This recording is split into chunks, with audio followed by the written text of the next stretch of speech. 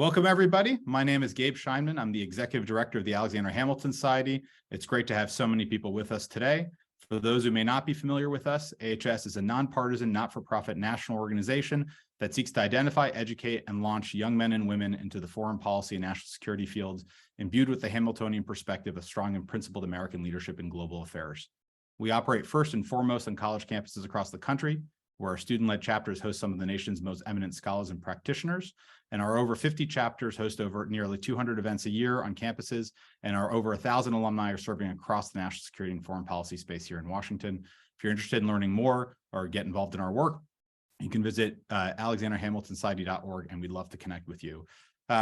We do a lot of book talks. I love reading a lot of books.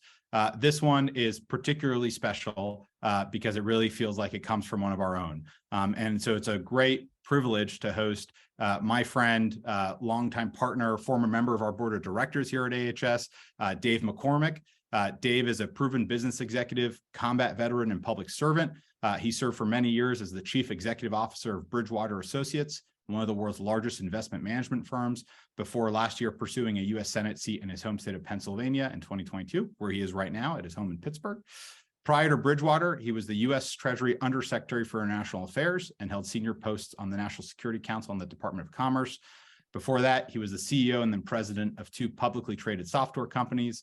He's also a graduate of the United States Military Academy, a former Army officer and veteran of the First Called For. He even holds a PhD from Princeton School of Public and International Affairs and previously served on the Defense Policy Board. You all would know all that if you've actually read the book, because the book that I have an advanced copy here, Superpower and Peril, A Battle Plan to Renew America. It's available for pre-sale today on Amazon and comes out next week. And the book is really a great combination of the biography I just read, and I think Dave's astute analysis for what we need to do to change the country. So Dave, welcome and congratulations on the book.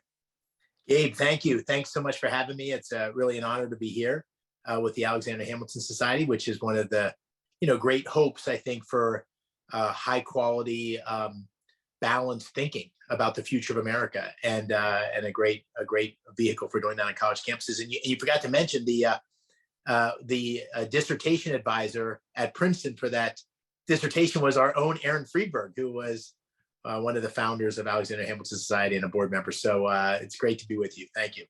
Oh, fantastic. Well, there's so much we can talk about in the book, so I figured we'd dive right in. And we might have some time at the very end for questions. And so if you have a question, please submit it in writing in the Q&A box at the bottom of your screen, and I'll be able to actually unmute you and let you ask your question. So Dave, let's dive in. So the book, as I read it, I don't know if it's meant to come across this way, is part autobiography, part diagnosis of what's going on in the country, and obviously part prescription. And I would add that the tone throughout it is actually quite optimistic. You are optimistic because of both who we are as a country, and we'll get into that, but also because we've been here before. We've been in the ruts, we've been in decline, yet we've managed to reverse that curve with a lot of vigor. You also, in the book, talk about how on the campaign trail last year, you met with a lot of Pennsylvanians that are angry, angry about flat wages and rising prices, angry about elites who seem to not care, or let alone worse, maybe not even understand them, angry about some of the humiliations the United States has suffered on the world stage. So let me just start with the bigger question, which is, why are you so optimistic about America when it seems like, I hate to say it, so much of America seems actually quite angry for the same reasons? Yeah. Well, first of all, Gabe, it's obvious you read the book. Thank you for that. And the book covers you show it's sort of stark, superpower in peril. And friends have read it, said to me, boy, it seems so dark. And then you read the book, and the book is optimistic, just as you say. And it's optimistic just for the reasons you've said. Our history is one of unique exceptionalism in terms of America's contribution to the world, the American experiment, what it's brought for individual freedom, liberty, the well-being of not only Americans, but people throughout the world. But we also have a tradition of getting to the edge of crisis or catastrophe and pulling ourselves back. Getting to the edge and pulling ourselves back. And I lived through one of those. I lived through one of those in the late 70s. It felt a lot like today. There's that great Mark Twain quote about history doesn't repeat itself, but it rhymes. And we had stagflation at the time. The economy was struggling. We had gas lines that went around the block. There were odd days and even days. I remember sitting with my dad as a 14-year-old getting gas in our huge Ford station wagon, and you could fill the tank, but only on opposite days. And there was Desert One, where we lost 8 soldiers, sailors, and airmen trying to rescue the Iranian hostages, a lot like Afghanistan today. And the majority of Americans in 1979 thought that the country was headed in the wrong direction. And in 1983, I was a cadet at West Point, a plebe, walking on those beautiful walkways across the campus, and America was back. It was morning in America. The economy was on fire. Our military was back. America's place in the world was reassured, and the Cold War ended 6 years later. And it feels a lot like that now. 80% of Americans feel like the country's headed in the wrong direction. We have economic problems, $31 trillion in debt, a fentanyl crisis, a border crisis. We're being challenged on the world stage. And so, decline is not inevitable, but neither is renewal. And it depends on what we do. And this book was my attempt, and I started a couple years ago, long before I decided to run for the Senate. This book was my attempt to say, here's what we should do.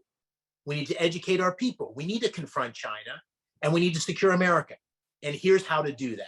And I hope with the book that I can play a constructive role in having the conversation around the direction of America go in the right direction. And I know both from our many conversations over the year, but also what you write in the book, that you really do believe that America is an exceptional nation, from the nature of its founding to the wisdom of our political system to how it's conducted itself compared to others. And you spend some time in the book about why you think this is the case. But you also acknowledge that that is no longer a universally held principle among Americans. I mean, you quote, I think, President Obama in the book about a quote he made then as candidate is, Americans are exceptional the same way that Greeks think they're exceptional.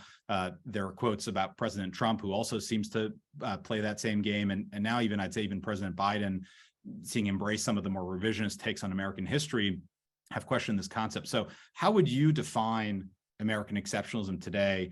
How important do you think it is to, or how important do you think believing in it is to this ethos of American renewal? And do you think it's in trouble? Well, I think it's a great question, because I think by any analytic measure, America is exceptional in the history of society in terms of, first of all, an enterprise, an experiment that's dedicated specifically to liberty, the liberty of the individual, and the government at the service of the individual through a representative democracy that's designed to have individual liberty supreme, a capitalist system that has brought more economic well-being, addressed poverty both at home and abroad more than any other country in the world. That is designed specifically for the advancement and preservation of individual rights. And so, by any measure, in terms of the goodness that's been brought to the world by America's founding and America's presence over the last 300 years, it's indisputably been a force for good in the world. And I think that that's one of the confounding things about this moment, because our schools today, among other things, are teaching a version of American history where that's being called into question. And there's confusion around the dark chapters of our history, which are real. That have been a continuous process of addressing and improvement. The American experiment continues to address its shortcomings and get better over time. But the shortcomings of America have come to define America as opposed to be just what they are, the shortcomings of America in the pursuit of a more perfect union. And so that's the challenge with our current moment, because if you don't believe America is exceptional and the American exceptionalism that we know, the American dream we've lived, is worth preserving, then it calls into question how much energy, time, focus Americans want to put into preserving that thing that is so very special. And so I talk about that in the book, and I talk about the fact that COVID was an interesting moment, I think, for all of us, because we learned a lot. We learned about our vulnerability to supply chains and so forth. We can talk about that in a minute. But what parents learned was what was being taught in their schools. And parents, because their kids were participating in Zoom calls from home, got to see up close and personal the history that was being taught, the question of sexualization in our elementary schools. So there's a whole series of topics that parents saw teachers introducing to their children in a way that was inconsistent with their beliefs or their beliefs about the role teachers should play. And so it just brought to focus, I think, the shortcomings in our schools. We can see the statistics. We're losing competitiveness and STEM and all these other things. But that was a very in-your-face example for many parents of the shortcomings in our school. And I devote a lot of the book, a lot of one of the chapters to what we should do to bring our education system back on track. You have a quote, I think it's in chapter 2, but I'll find the page number, that essentially you say, quote, "American strength makes it possible for us to practice and preserve our exceptionalism." I would actually argue the converse is true as well, which is American exceptionalism is actually what allows us to actually become powerful. What in your mind are the sources of American power? I mean, we will focus in a minute in terms of the second half of the book, which is your prescription for what do we need to do to renew it. But some of that is, I think, is focused on the moment we are today, which not necessarily true, let's say 100 years ago. So in your mind, what are the key elements, the key factors that you think help frame or undergird the importance of American power and be able to do all these things? Well, there's a number of different dimensions, some spiritual, which we just talked about. I'll come back to that in a minute. But really the impetus for the book, and you and I talked about it a number of times over the years, and I wrote with my AHS alumnus and great friend and colleague James Cunningham, wrote an article, I don't know, 4 or 5 years ago in War on the Rocks on the convergence of economics, technology, and national security. And of course, throughout our history, those have always been very interdependent. But the point I was making, that when I served in the government in 2005, 6, 7, 8, you could begin to see the issues of technological development, 5G and satellites and space and so forth, were converging in a way that those were the core of economic success, productivity enhancement, economic vitality, but they were also at the core of national security. And if I fast forward from the time that I was Undersecretary for Export Administration, the Commerce Department, which is, that area is getting a lot of focus these days, or the Deputy National Security Advisor, that convergence over the last 17 years has been remarkable, where when we talk about America's economic well-being, we can point to 20 technologies that are going to have huge implications for our productivity, our economic dynamism, and so forth. Those 20 technologies, for the most part, will also be at the core of our military strength.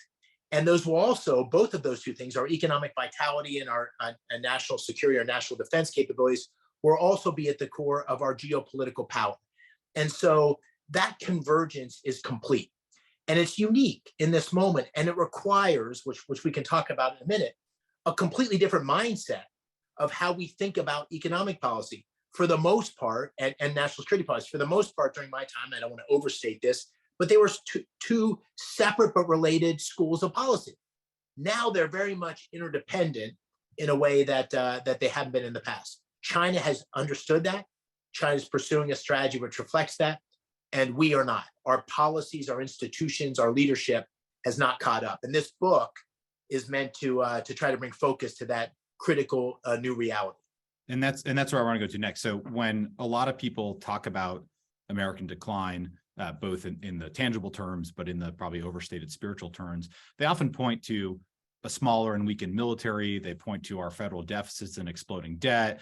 They'll point to some of our demographic issues or decline of religiosity and family and community. I mean, we've all heard these before, and there's truth obviously to all this. But in your book, you make the case that the 3 areas that we need to focus on are talent, technology, and data, that these are the 3 critical pillars for what a plan is to reverse American decline. So why these 3? Why do you call these 3 the defining contests? And I'm sure you don't dispute the earlier things I said, and there are a place in the book where you talk about that the debt is an unsustainable and horrific problem, and I know how you feel about American military strength, but why focus on these 3?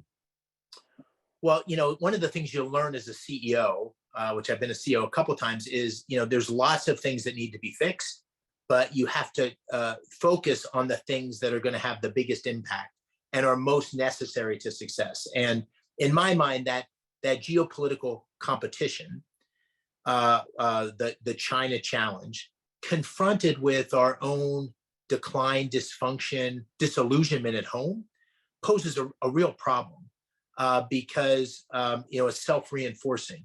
The disillusionment, the disenfranchisement, the belief that the American dream is no longer possible, the stagnation in our economy leads to become a self-fulfilling prophecy. At the same time that weakens our standing abroad, as you just made the reference, those are 2 sides of the same coin. And so what you have to do is essentially put in place a set of policies. They're going to bring back the productive dynamism of our economy, because that growth creates opportunity, that allows the American dream to be possible.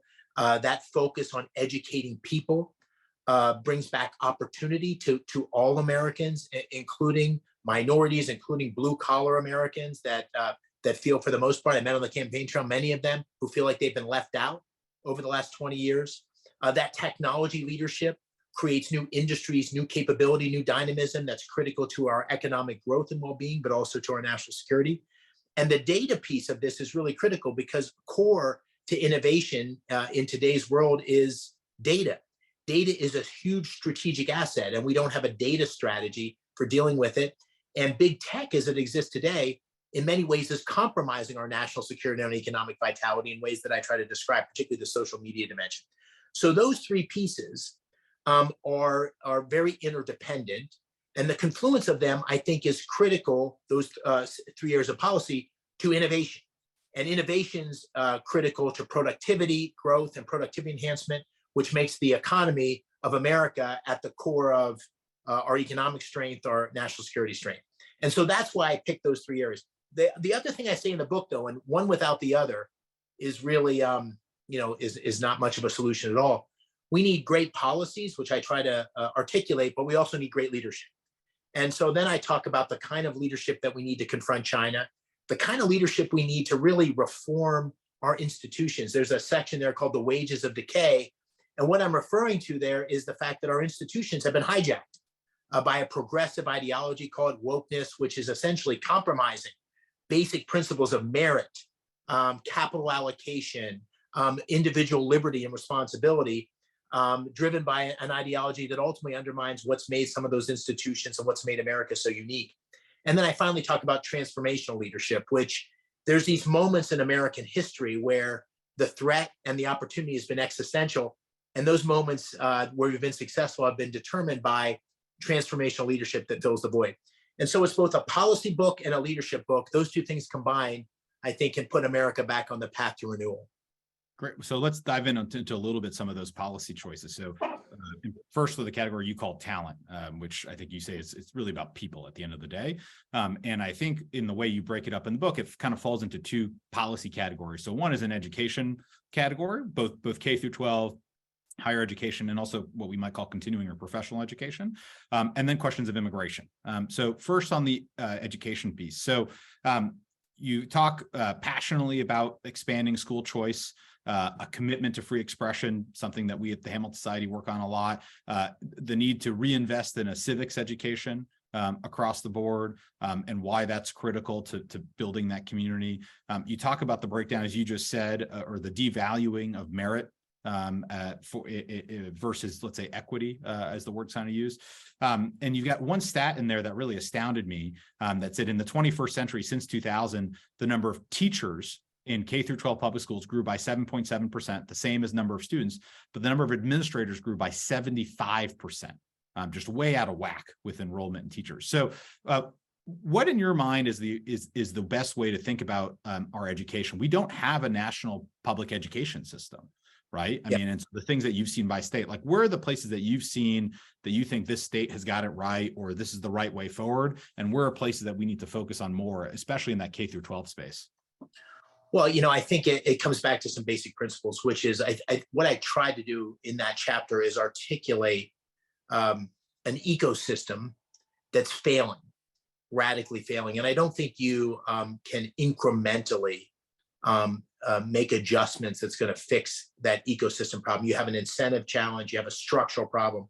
And what I tried to make there is, in a much more visceral way, the case for why school choice is such an important part of reforming our entire education system. Because until we put the power in the hands of the parents and the kids, think of each kid has a backpack on, and in that backpack's the amount of public dollars that we allocate to the education of each kid. It's remarkable how much money we're spending and how little we're getting back for that investment. And so to the extent that those parents and those children have choice, that's going to address a lot of these fundamental problems. It's going to take a while. It's going to be highly disruptive. There's no doubt about it. But ultimately, when parents have an opportunity to opt in to places that are teaching a version of American history that's consistent with the America they know and love, or talking about the role of parents, talking about science, math, science, and engineering, that choice is the key. So you see now a whole series of governors, from Governor Huckabee in Arkansas to Governor DeSantis in Florida, taking really advanced, aggressive steps to try to bring our education system back in check. But it's going to be a real problem. And what's happened is there's certain things that are undeniable. And the thing that's undeniable is that we're losing the battle globally. In terms of math, science, engineering, America's secondary school system ranks just at the bottom of the top 20 in the most exceptional nation in the country. Can you believe it? The question we were just talking about, American civics and understanding of American history and America's role in the world, has deteriorated dramatically over the last decade. So what this is really a very visceral case for choice. And I'll say a final point, which is our school system, our public school system in particular, is most disadvantageous to the poorest among us, minority students, blue collar families who don't have choices. Those who can opt out have maximum choices for great opportunities. And so if you want to have the American dream, where anybody can start where they start and end with all that America has to offer, you have to fix this as a basic fundamental building block of American exceptionalism. And that's why I devote so much time to it. And I think on the education part, as you mentioned a couple states, and former Governor Ducey of Arizona, I think, was one of the first in the nation to really kind of push those school choice or savings about the state in Arizona. So I think there's like widespread agreement there. Let me turn to immigration, where I think there's a bit more. Can I make one more point on that? Because you asked about the skill. I only gave you half the answer. Sorry, I went off on a bit of a tangent, but it's important.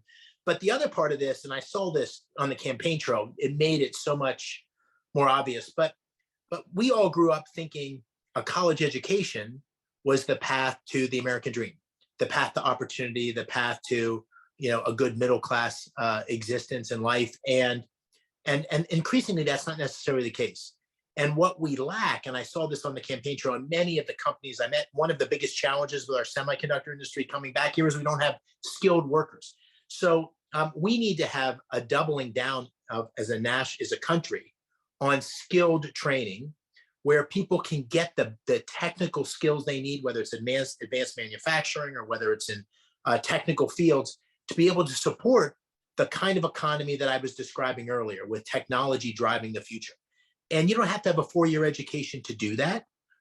There are many ways that we can, with Pell Grants and veterans benefits and all sorts of things, help arm our workforce for opportunities of the next century. And we've devoted far too little time on that. There's an ideology, there's a state of mind where a college education is the only path. And I think we should question that. And we should ask ourselves, what is it we're trying to create? And I think it's economic dynamism. I think it's economic well-being at the national level, but also at the individual level. Skill training can make a big dent in that challenge. Well, that's great. And I think it's a even better transition to the question I was going to ask afterwards, which is, I think on the education issues, there's a lot of support, I think, in the Republican Party and certainly amongst its leaders for exactly what you're talking about.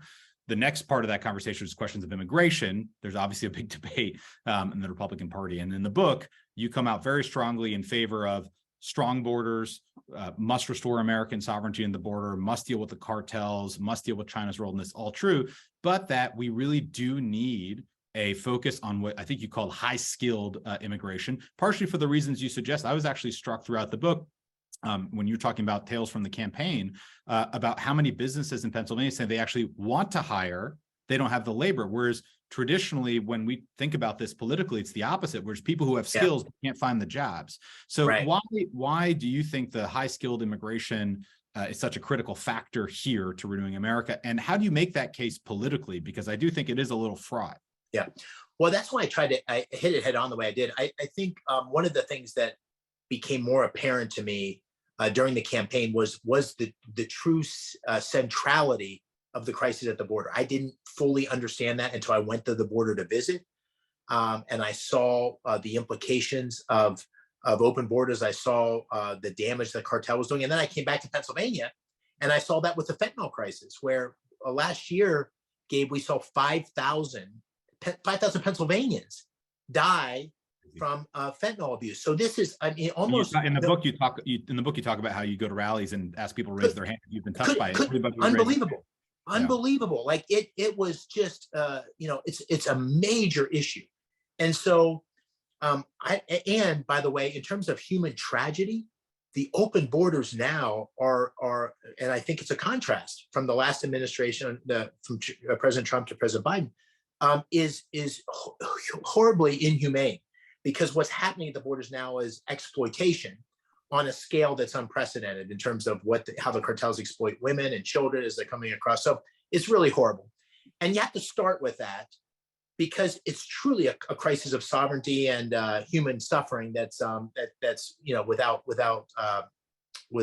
without precedent. At the same time, let's not let that get in the way of having a very thoughtful discussion around what legal immigration should look like. And the point that I was trying to make, and ironically, the reforms that I recommend were many of the reforms that President Trump had been contemplating in the final year of his administration, but were never put in place. But we need to have a skilled immigration system that works. And we need to, and there's many countries that have evolved theirs. Canada, as an example, has a merit-based skilled immigration system where they're welcoming skilled immigrants, particularly in those industries and areas where there's needs. And so you have to reconcile that as an economy, we need to give American workers the opportunity, the skills to be able to compete and have opportunity. And we also need to recognize that skilled immigrants can be a great supplement to our workforce and have historically been a big driver of innovation and success in our economy that's assisted all Americans. And those things are not inconsistent at all. They're all consistent with America's economic dynamism, well-being, and the well-being of the folks I met on the campaign trail in Pennsylvania. So I try to make that case as clearly as I can. You have another stat that really struck me, that in the last full pre-COVID year in 2019, of the 1 million green cards that the United States gave out, only 54,000 were to skilled workers. And so if my math is right, I think that's 5% or a shade over 5%, right, which is crazy. I mean, even if you support our current immigration system, I guess you wouldn't have thought that it was that low. So how do you, what are the mechanisms for reversing that? Like I said, there's the political part, which is we got to be able to actually have a secure border first. Okay. But how do you is it you bring those businesses that, you kind of met with on the campaign trail and say, these guys support it, they need this stuff? Is it combined with the point you were making right before about skilled or continuing education or reskilling the workforce in different ways? Like, how do you make the political case for that last part once you have done the border part? Well, I think first of all, that embracing the border challenge and the significance of that for the American economy, the challenges creating, and saying you're going to deal with that in a forthright way that actually stops a huge problem is critical. I mean, the other irony is that what I'm recommending on skilled immigration is truly putting America's interests first. And so a merit-based skilled immigration process that supplements the kind of training for skilled workers that I'm suggesting doesn't come at the expense of American citizens. It's advantageous to American citizens. So I think the key is to make that case. I think that's what the Trump administration was trying to do at the end, but ultimately it got caught up in lots of other things with COVID and so forth. So I think that's the way you have to make the case that this is all for the benefit of America and for the American worker. And I think that's a strong case to be made, but it has to be made. So let's turn to technology and data, I think the other two kind of components of this. And so you're a free market guy. You were president of a company that at some point was called Free Markets, right? I mean, it can't be more than that. I know that in general, or at the theoretical level, the concept of industrial policy makes a lot of people kind of queasy about how that plays out. And we're seeing some of that now. What do you feel that you've learned, or how do you approach this question of balancing the goodness that makes part of what makes America exceptional, which is this free market system, that we were liberated in that way? That's what allows for innovation, which is exactly what you're talking about here in the book. But that there are some ways that we need to either remediate some of the downsides, or there are certain areas that are so critical that just because we play by the rules, that doesn't mean we can allow others not to. We need to figure that out. So how do you balance these things, and how has that changed for you over time? Yeah, it's something I really try to devote a good bit of time to thinking about, because you have two extremes that are sort of presented as the possibilities. You have a hardcore industrial policy where the government's involved in picking winners and losers, and or you have a China fusion model where the China owns their state-owned enterprises that are supporting China's interests, or you have no involvement whatsoever of the government in the evolution of our technology capabilities in the country. Those are sort of the extremes that are presented. And I just start with the practical reality, which is we are in a geopolitical competition for the future of the world, really. The future of the model, the future of economic leadership, the future of national security leadership. And we're losing the battle, at least on one dimension, which is if you believe, as I described, that these technologies are critical to the future, is gaining momentum, and we're not.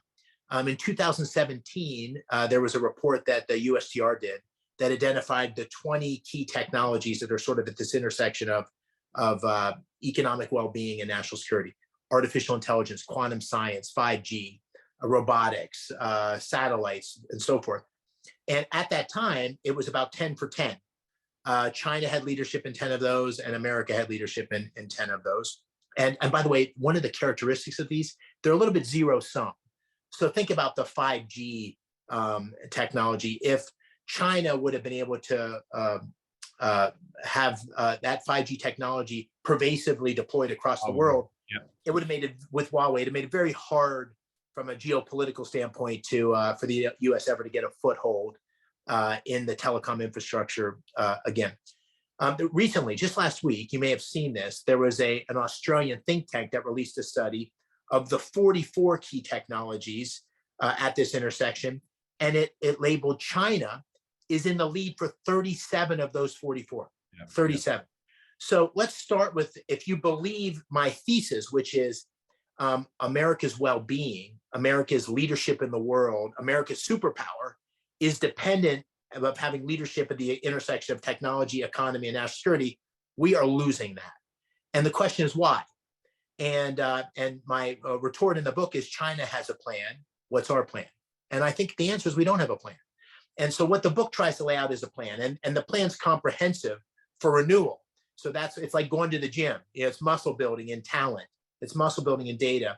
But the one unique part of it is the technology. And what I describe is there's two pieces to this. One is, if you look at basic R&D in America today, it's about a half of what it was in the early 1950s, where we really had this technological revolution. And the government plays a unique role in supporting basic R&D. So we need to increase basic R&D. That's consistently been at the core of America's innovation agenda.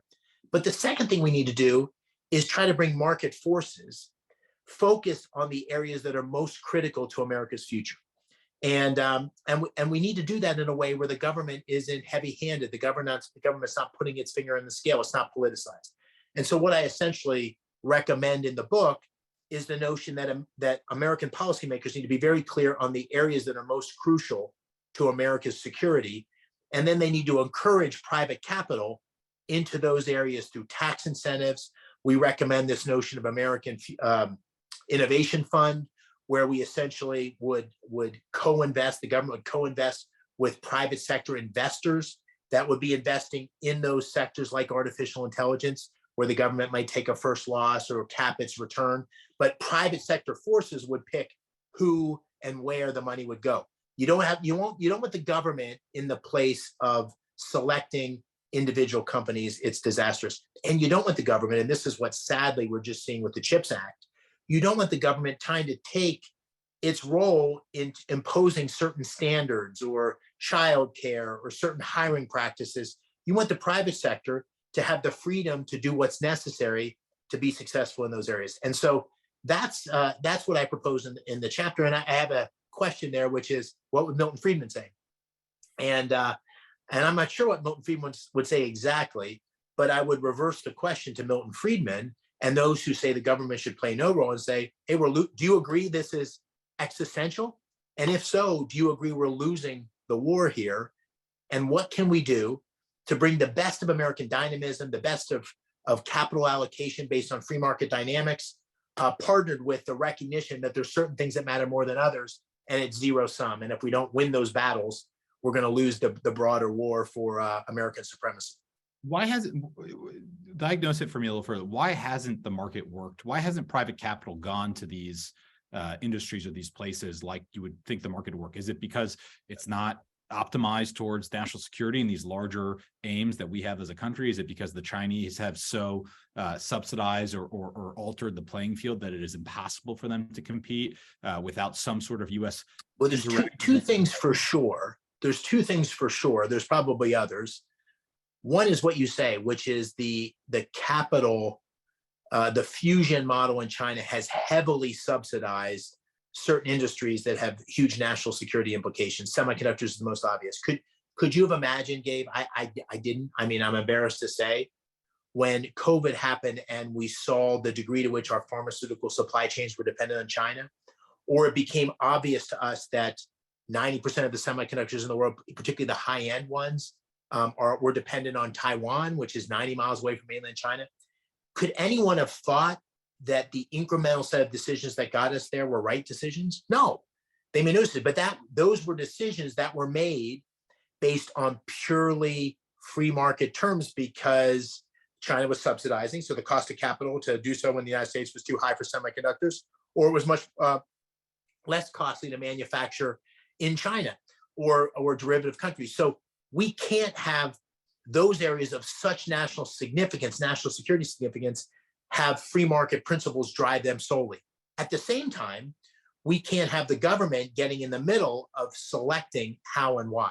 So yes, China subsidies is one, and that's a very important one. Technical skills is another that plays a big role. And then finally, the labyrinth that is our defense contracting process, defense procurement, is very inaccessible to first generation or next generation firms.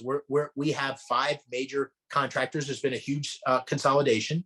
One of the things we talk about in the book is it is very, very difficult to break in to that defense procurement process. It's not designed for early stage companies, and yet early stage companies are where a lot of this most appealing innovation takes place. So there's a number of ecosystem problems we have, and what we propose in the book is meant to direct policymakers what to do. There needs to be significant deregulation, there needs to be reform of defense procurement, there needs to be capital allocation driven by private sector forces into these areas that are most significant, and that begins to put us on a much even playing field. And unfortunately, we had a moment where we could have had some of that kind of thinking integrated into the CHIPS Act, and sadly, the legislation didn't really capture that. It was much more of a direct handout. But more than that, what's followed in terms of the regulations that have been imposed, or at least purportedly are being proposed, is exactly opposite of what we should do. It reeks of more traditional industrial policy, which I think is absolutely the wrong answer. And may, in fact, smear or handicap some of the right ways of doing it that you're talking about because of this experience that we've seen, which is really too bad. So let me turn to the data point here. I think you make a great case in the book about why, and in a previous article that you mentioned before as well, I think in Foreign Affairs that you wrote a couple of years ago about why data is so important, about how data is different than some of the traditional, let's say, goods of the past, because it can be used by multiple people for different reasons, right? It's not something that is consumed like the can of Coke that you're drinking or something like that, right? In that way.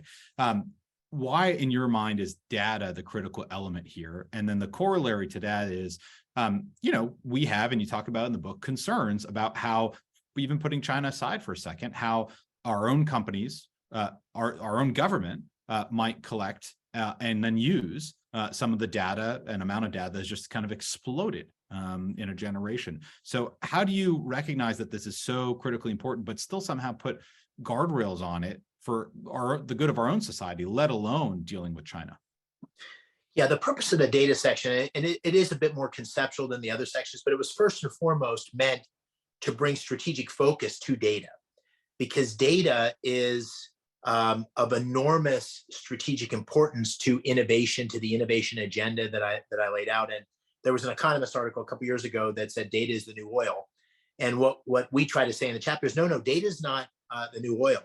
It's strategic, of strategic importance like oil, but it's non-rival, which is the point you make, which our friend Matt Slaughter from Dartmouth filled us in on. But non-rival means it can get used over and over again. And so if you think of innovation, the ability to draw on data, whether it's microbiology or whether it's artificial intelligence, the ability to draw on that data is a huge source and huge driver of innovation. And just think of COVID and the vaccines for COVID and the collaboration that took place in developing those. And one of the inhibitors early on was that the Chinese wouldn't share the data from the initial outbreak of COVID. And so that data is critical to driving the innovation agenda. And so we need to have a strategy for dealing with data.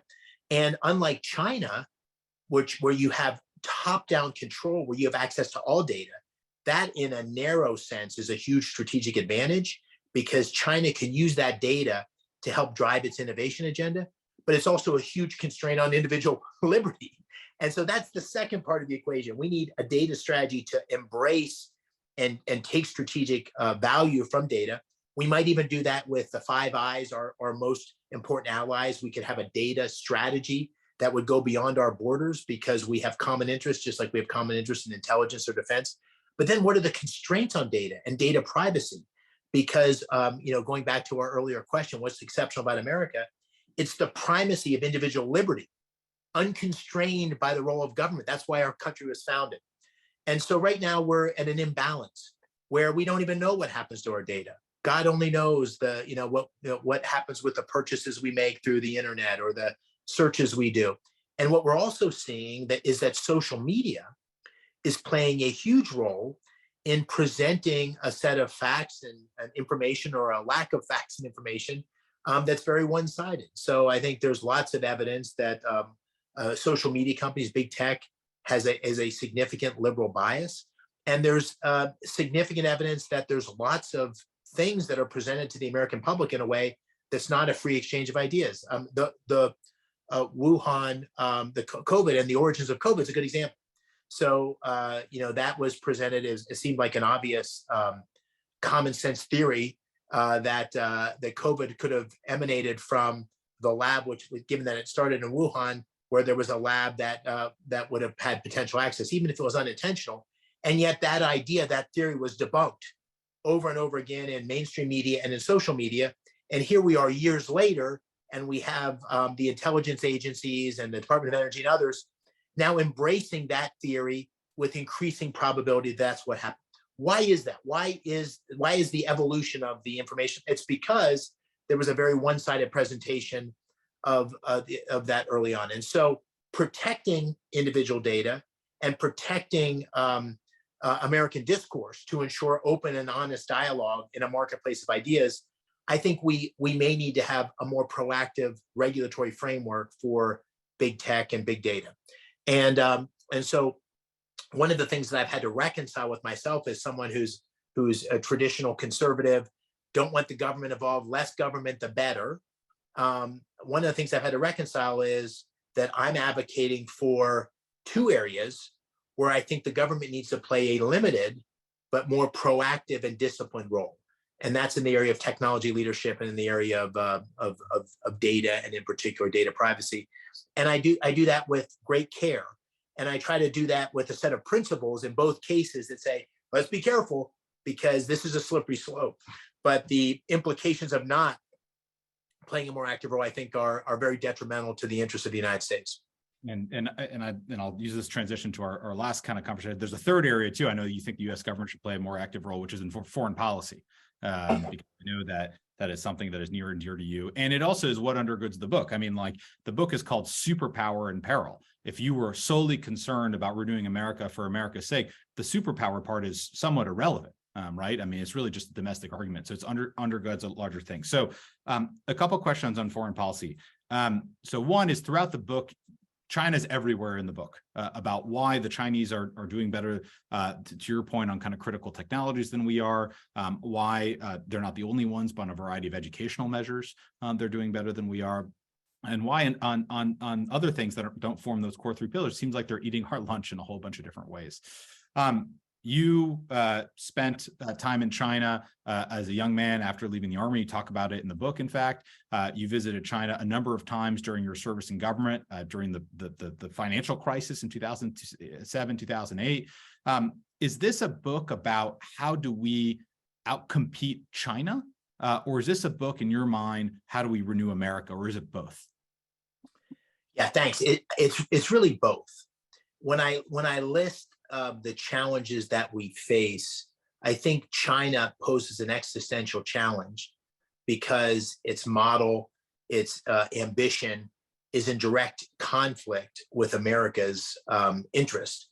But at the same time, I think America is challenged independent of China and needs to renew itself and find its way. And so they're very much interdependent. America's strength on the world stage is dependent on what we do at home.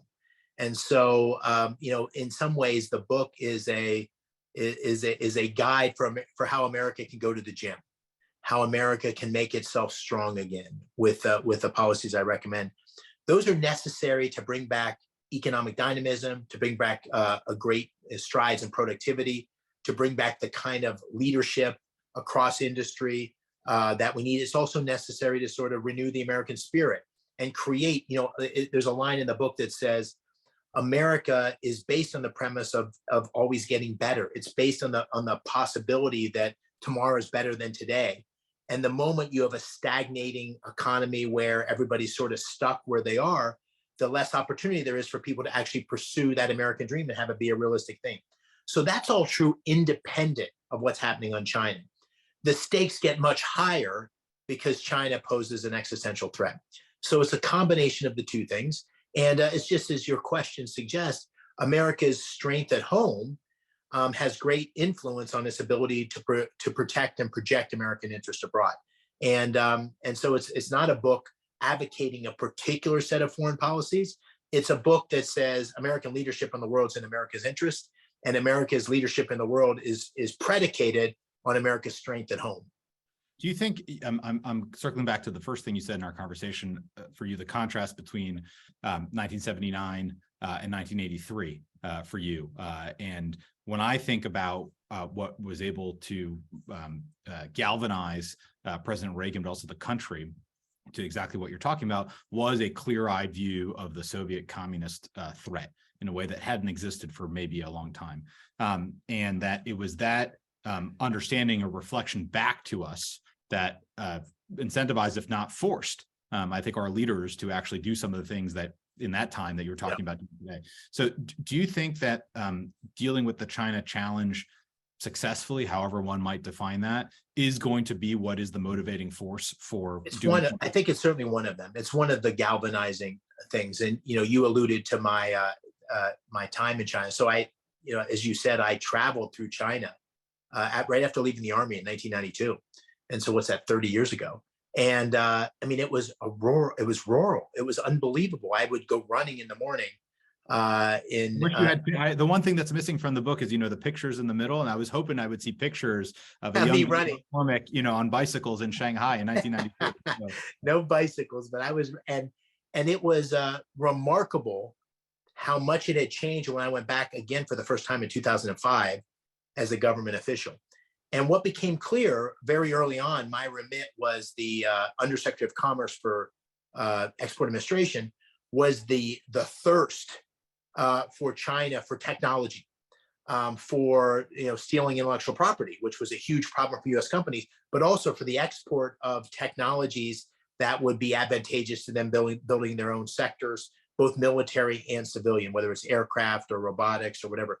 And almost immediately there was a tension with restrictions that I was arguing to put in place, and with the business commercial interest of some companies, but also even the pushback with the Chinese and a broader set of things. And then through my 4 years in the government, it became increasingly clear that market access, which was supposed to be reciprocal, kind of a quid pro quo, wasn't coming together. The Chinese weren't opening their markets despite the U.S. opening its markets. So there were lots of early signs, 2005, 6, 7, 8, and I certainly saw that and called it out and wrote op-eds about it and gave speeches about it.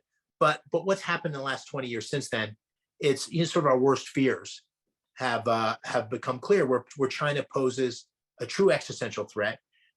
It's an economic powerhouse. It's a military powerhouse. Now, I'm going to say something that may seem a contradiction. If I could bet on their system or ours, I'd still bet on ours. I think our system has the capacity for self-correction, the dynamism, all the things I talk about in the book give me optimism. We will ultimately prevail, but we have to do something to prevail. And that's what the book tries to describe. And so today, what I describe in the book is not only those policies we've discussed today, but a much more proactive engagement strategy with China. We need to strategically decouple. I describe what that means. We need to bring those critical industries home. We need to hold China accountable for COVID. We need to hold China accountable for human rights. We need to have alliances that are much more proactive in terms of countering China's aggressive impulses around the world. And finally, we need to have very restrictive policies around the kinds of investments that go to China.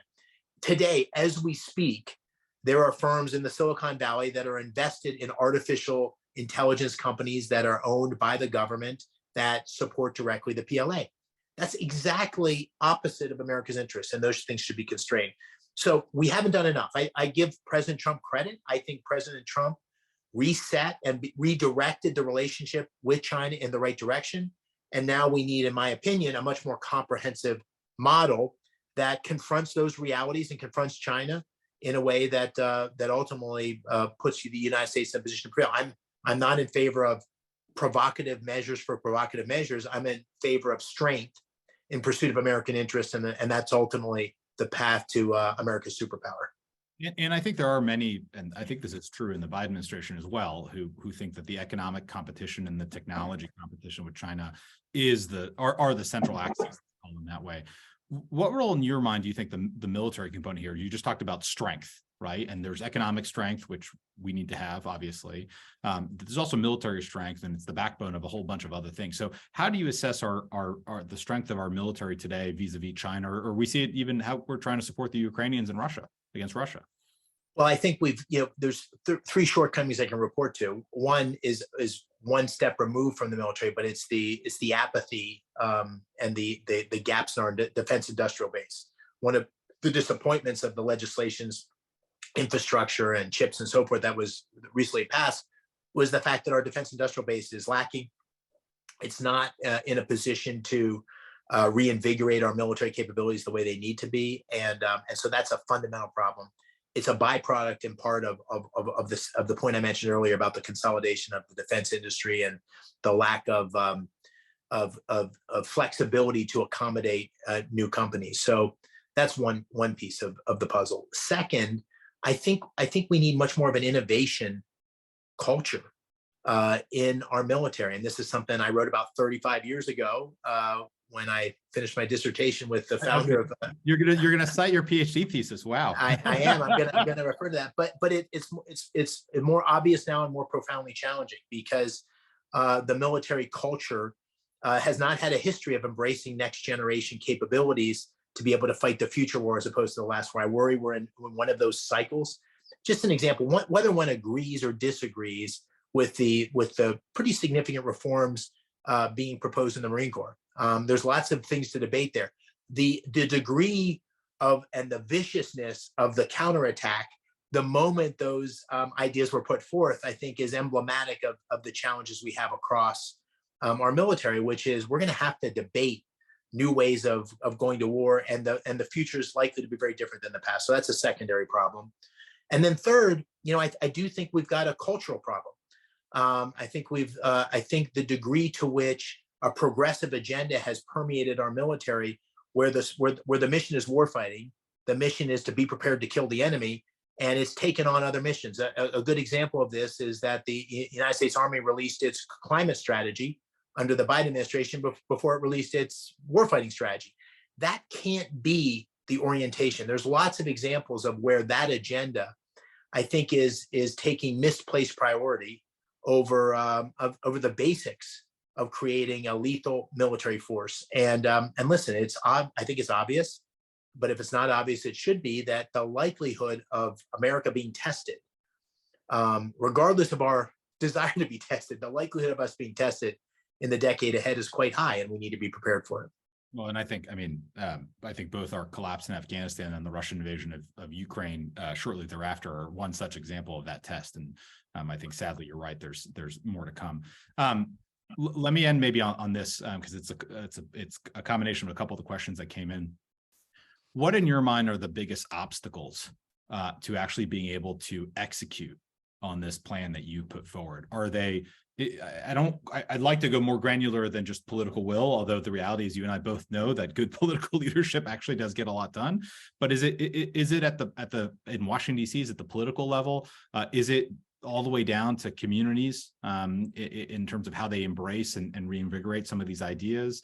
Is it in the business sector? That they too could also lead the charge on some of these things. I mean, your points about wokeness, yes, there's the federal government aspect of it, but this is also happening in businesses. So where in your mind do you think are the biggest obstacles, and how would you advise being able to either convince them, cajole them, move through them, whatever it is? Well, there's two things I refer to in the book. I don't pretend to be a political prognosticator. I just I've had this one recent experience of being on the campaign trail in Pennsylvania. And Pennsylvania is a pretty good microcosm, I think, of the country. And I came away from that believing that, that we talked about the anger, the frustration. 80% of Americans think the country's going in the wrong direction. And I believe they want proactive leadership. I believe they want a plan, ideas for moving forward. I don't believe they want to focus on the grievances of the past. We certainly have to look to the past to learn from our mistakes. We certainly have to. Politics is a tough sport, being in the arena. So we have to call out in a tough way and fight about our disagreements about the future of America. But in the end, it's about taking the country forward. And so I think whether it's these ideas or other ideas that look forward are critical, because listen, if you're talking about those people that are angry, they're angry about problems that have to be fixed, whether it's inflation or fentanyl or globalization taking their jobs away. And so I think that solutions that actually fix those problems are going to go a long way. And that's the kind of place I think the Republican Party should be, and I hope it will be. And I think that's the path to winning, because to put good ideas in place, you have to have good ideas, but you have to win elections. And so I think that combination is one piece of it. The second thing I try to, this is maybe a little more pie in the sky, but I believe it so strongly that I felt like I needed to talk about it in the book. I spent 5 years in the Army, and I don't remember ever, I'm sure it happened, I don't remember ever having a political argument. I don't think I remember who was what. I don't know if who was Republicans and Democrats, and there was, a kid in my platoon from Alabama and another one from Newark, and a Puerto Rican platoon sergeant and a kid from Boston that dropped out. And none of the politics mattered. What mattered was we were all part of a team in pursuit of a common mission, a common purpose to protect one another, to support the country, and that was bigger than anything else. Our purpose as Americans, our patriotism to the country. And I think that essence has been lost. And we need to find ways to find common connectivity across political divides. And, unfortunately, and I said this on the campaign trail, I walked into diners in Pennsylvania or VFWs. I almost always found someone that had military experience that I could share a story with. You'd see them, they had the Vietnam hat on or this or that. But in elite circles in New York or Washington, that's rarely the case. Because the experiences are largely drawn, those military are largely drawn from the lowest two quartiles of our socioeconomic, our economy. So finding ways to bond, it's a common education about American exceptionalism. It's maybe common service. It doesn't have to be military service. I don't think we're going to have mandatory national service. And I know there's some on the right that are skeptical of this idea, but we've got to find ways to create commonality. It's like two boats passing each other. The more lines you can throw across the water between the two boats, the more you're likely to find a common path. And that's one of the things I think we need to do. Military experience is one piece of that. There's got to be others. But ultimately, we as Republicans agree on much more than we disagree with. And ultimately, as Americans, we agree on much more than we disagree with in terms of America's role in the world. So there's got to be a path forward. Again, that may be why I'm the optimistic guy in the book, but I really believe it. Well, I mean, your point about national service, I know is something you feel deeply about because you've written about it before over the years about if there are various ways to do it. When I hear of Republican politicians talking about national divorce, I say that's actually the opposite of the direction we should be heading, and we should double down on some of the things that you're talking about. And I have no idea if the current president or the past one is going to read your book, but I actually do think that there's something in there for both of them in different ways. Because I do think the book is going to kind of have that appeal. So maybe we'll just kind of end with this. Dave, what is who is the audience for you for this book? You talk about throughout it about so many people you meet in Pennsylvania on the campaign trail last year, obviously, but it's a policy book to a certain degree as well. Like who is the intended audience that you hope reads this and says, all right, I got to take my pen out and take some notes? Everybody, Gabe. We want everybody to read it. That's the cop out. That's the cop out. That's the cop out. We want everybody to read it. So it started as a policy book, obviously. So I hope that the readers who are thinking about the future of the country will see it as not being kind of a political book where it's trying to be, self-promotional, but more a book around here's ideas. You can agree or disagree, but hopefully it's thoughtful enough to get people to really engage in ideas. So that anyone thinking about the future of the country, waking up in the morning saying, oh my God, I'm one of the 80% that thinks the country's going in the wrong direction. I think there's something for the group of people. I think it is also a leadership book. I try to talk about what the kind of leadership's required. And I try to make that a little bit autobiographical as somebody who's led in lots of different places, who's had his fair share of failures. And so putting those leadership experiences in context. And then listen, politics, how many friends have you had that have told you, I thought about running and don't run? Well, I ran. And so here's a person that, had a pretty good job and a pretty good career. And I quit my job and jumped into the arena. And it was a great privilege, not a single regret, would do it again 100 times, but it's pretty disorienting. And so it's also for those who wonder what it's like. I try to give a little bit of a sense of what it's like to be a candidate on the stage and to try to bring all those experiences to bear. Well, I hope I'm without putting you on the spot, that arena is still welcoming to you. I'm sure if you should so decide to figure out the next step there. But more importantly, what I actually hope is that, I don't know if it's in 5 years or 10 years, there's actually volume 2. And you'll be able to actually look back and change the title from Superpower and Peril to Superpower Again, or something along those lines. So Dave, congratulations on the book, available on pre-sale on Amazon and without being too pro big tech and all other booksellers everywhere that you can imagine. And I know is actually released next week. And so Dave, congratulations. Thank you again. And good luck. Good luck as you get these ideas out there. Great. Thank you. Thanks for having me. And thanks all for listening. I appreciate it. Great. Have a great day, everybody.